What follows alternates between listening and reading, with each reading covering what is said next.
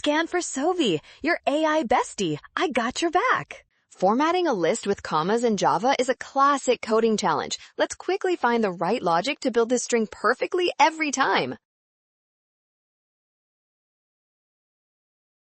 To include every single word from the list in our final string, the size of list variable must represent the total count of elements. We use the size method for this calculation. The loop variable k starts at 0 and goes up to size of list -1. We need to add a comma after every word except for the very last one in the list. The correct condition checks if k does not equal size of list -1. This logic ensures clean formatting and matches option D.